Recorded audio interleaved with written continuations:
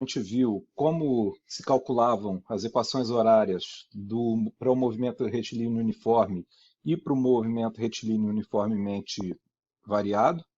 Nós vimos isso através de integração, mas a nossa integração foi feita, né, com o cálculo da área sob a curva, para dois casos bem particulares, tá? Que, na verdade, esses movimentos uniformes são casos particulares. Nos casos nos casos mais gerais, a gente não vai ter nem a velocidade uniforme, o, nem a aceleração uniforme, tá?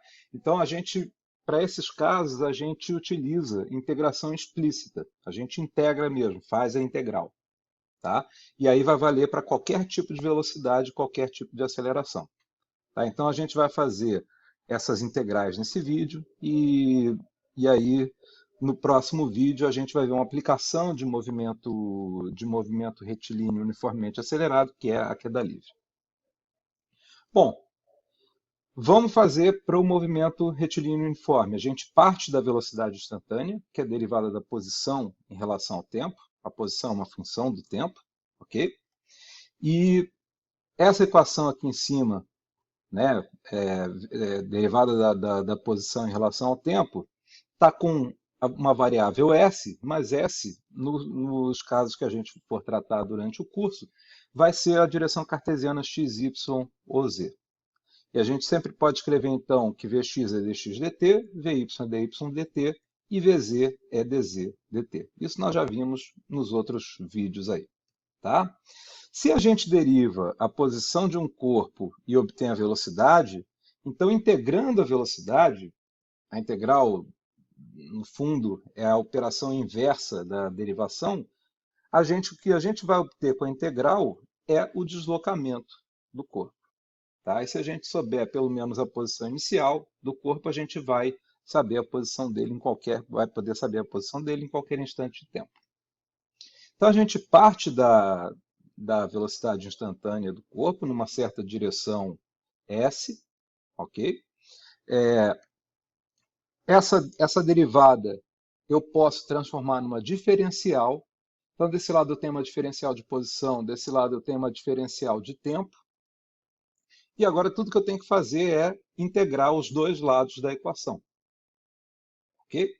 Então agora, né, eu estou colocando a integral indefinida, mas a minha integral, eu vou ter que colocar agora os limites de integração. Ela é uma integral definida.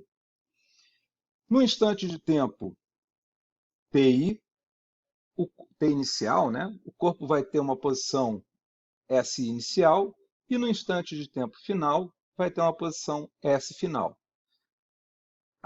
Os limites de integração para integral, para a parte da diferencial de tempo, né, da integral da diferencial de tempo, são t inicial e t final, e da parte de posição, s inicial e s final. Integrando esse lado aqui, da posição, eu tenho simplesmente posição final menos posição inicial. E essa equação aqui vale para qualquer equação que eu tenha da velocidade em função do tempo. Aí coloco a função aqui, integro entre t inicial e t final e tenho o meu deslocamento. Para o caso do movimento retilíneo uniforme, a velocidade é constante, tá? Já não depende mais do tempo. E agora, como ela é constante, eu posso tirar da integral e agora eu fico com uma integral simples de dt entre ti e tf. Essa integral aqui, a gente sabe fazer com o pé nas costas, né? Vai me dar tf menos ti. Ok? Agora, chamo S final de S de t, porque S final é sempre o que eu quero saber. Sempre quero saber S final, que vai ser S no instante de tempo t final. E t final eu chamo de t, simplesmente. As variáveis que têm i no subscrito, ou seja, se referem à posição inicial e instante de tempo inicial, elas Para deixar a notação mais de acordo com o que vocês vão ver na maioria dos livros, eu vou colocar como zero, tá? No instante de tempo, normalmente, inicial, a gente denota mais comumente com um subscrito zero. E agora, passo esse menos S0 para o outro lado, ou mais rigorosamente, somo S0 dos dois lados, e obtenho a equação horária para um movimento retilíneo uniforme. Ok? Então, ele é igual a posição inicial, mais a velocidade, vezes o ΔT, meu ΔT, que é t no instante que eu quiser, menos o instante de tempo inicial, que pode ser zero ou pode ser diferente de zero, tanto faz, tá? Isso aí vai depender do problema que vocês atacarem. Ok? Então, né, particularizando isso para as coordenadas x, y e z, x de t é x0 mais vx, t menos t0, y de t é y0 mais vy, t menos t0, e z de t é z0 mais vz, t menos t0. Nota que, para cada valor de instante de tempo que eu colocar aqui, esse cara aqui vai aumentar linearmente com o tempo. Tá? Ou seja, eu vou ter, em intervalos de tempo sucessivamente iguais, a minha posição vai aumentar sempre do mesmo tanto. Ou seja, o meu deslocamento vai também aumentar sempre da mesma quantidade. Isso é a característica do movimento retilíneo uniforme. Okay? E feita essa integração, eu posso agora calcular a equação horária para um movimento retilíneo uniformemente variado por integração explícita. A gente começa da definição de aceleração instantânea, que é derivada da velocidade na direção s, que vai ser, de novo, x, y ou z, em função do tempo. E, do mesmo jeito que eu integrei a velocidade instantânea para obter a posição do corpo, de novo, eu posso integrar agora a aceleração. Se eu integro a aceleração em função do tempo, eu vou obter a variação de velocidade do objeto. Sempre eu vou obter uma variação. Se eu conhecer o limite inferior dessa integração, eu consigo obter a equação horária. Tá? Começo da aceleração. A integração é muito parecida com a integração da velocidade. Agora, simplesmente, eu estou mudando, mas é, em essência, exatamente a mesma coisa.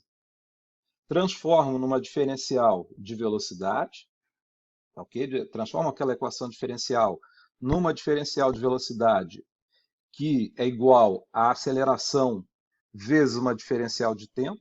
E agora, essa aceleração aqui também pode ter qualquer formato matemático. Basta eu saber a forma matemática da aceleração e eu consigo obter a velocidade em função do tempo para qualquer tipo de aceleração.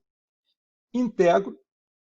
A integral daquele lado dá a diferença de velocidades entre velocidade final e velocidade inicial, tudo na direção s. Isso aqui é igual a essa integral entre t inicial e t final da aceleração dt. Isso vale para o caso mais geral. Coloca aqui a função matemática que descreve a aceleração do corpo em função do tempo, e a gente vai ter a variação de velocidade desse cara entre os instantes t inicial e t final. Para o caso particular da aceleração ser uniforme, eu vou ter um movimento uniformemente acelerado. Tá? Esse cara vai ser constante, tiro da integral, fico com uma integral de dt entre ti e tf, e a equação horária para a velocidade no movimento retilíneo uniformemente variado é velocidade na direção s no instante t, é velocidade inicial na direção s, mais aceleração vezes t menos t0. Tá? Isso daqui também vai ser a equação de uma reta.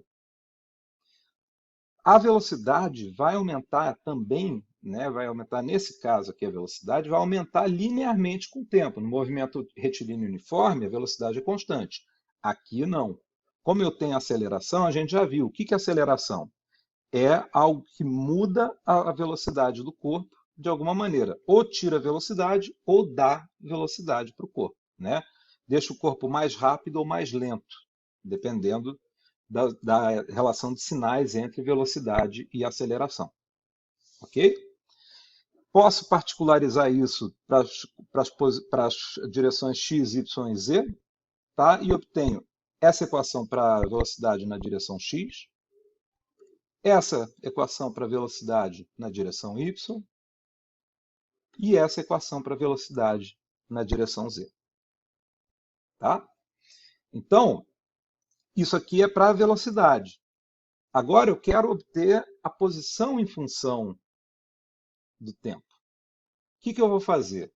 Vou fazer essencialmente a mesma coisa que eu fiz até agora, só que antes eu tinha movimento retilíneo uniforme. Não existia esse termo de aceleração. Agora eu tenho um movimento retilíneo com aceleração.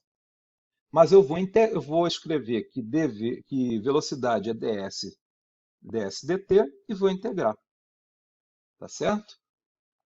Então, voltei à notação de S inicial e T inicial. Deixei T final como T, por quê? Porque T vai ser a minha variável aqui, né, de integração. T inicial ou T0 é uma constante. A mesma coisa para a velocidade inicial. A velocidade inicial do corpo é uma constante. É a velocidade do corpo que vai variar, mas a inicial é uma constante. Transformo essa equação numa diferencial. Então, aqui eu fico com uma diferencial de posição. É igual velocidade inicial vezes diferencial de tempo, mais aceleração, que aqui, né, aqui no caso, vai ser constante. A minha aceleração agora é constante, eu estou fazendo isso para o movimento retilíneo uniformemente acelerado, vezes o intervalo de tempo t menos t inicial, que eu quiser, vezes dt. Ok? Integro dos dois lados. Já coloquei aqui os limites de integração. Tá?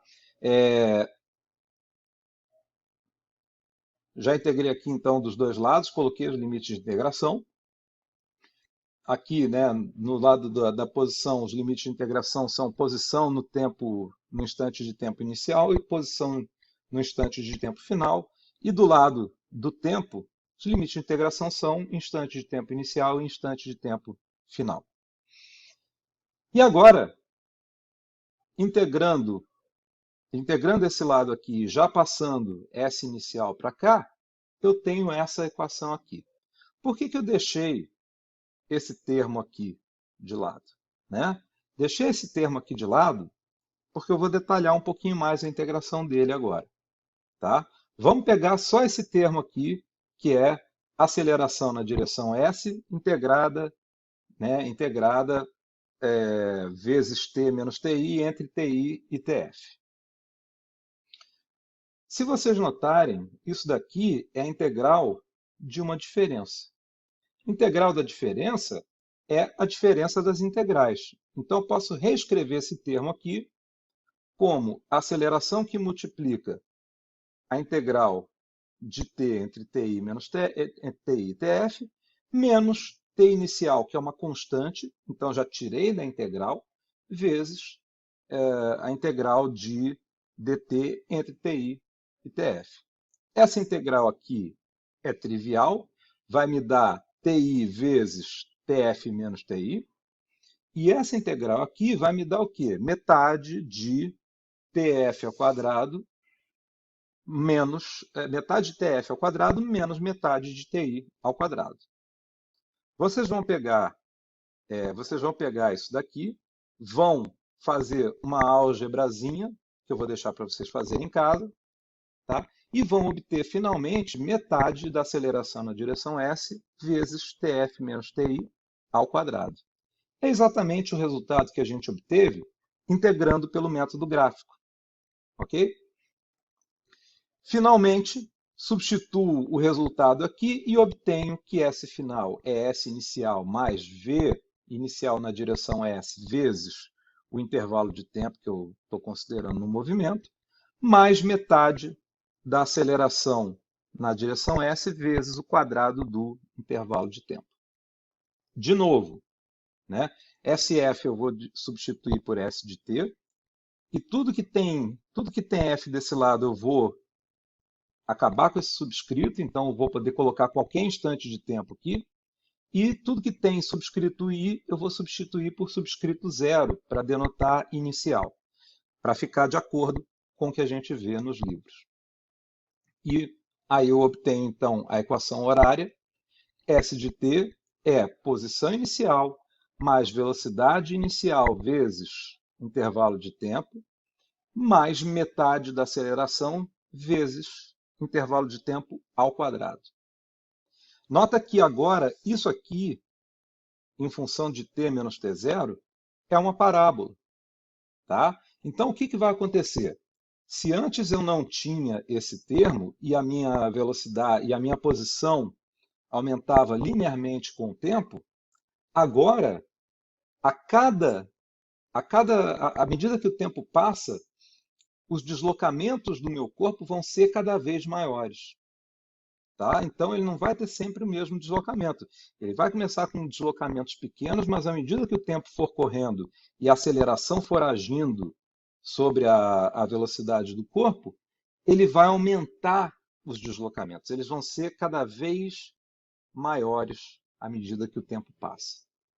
Tá?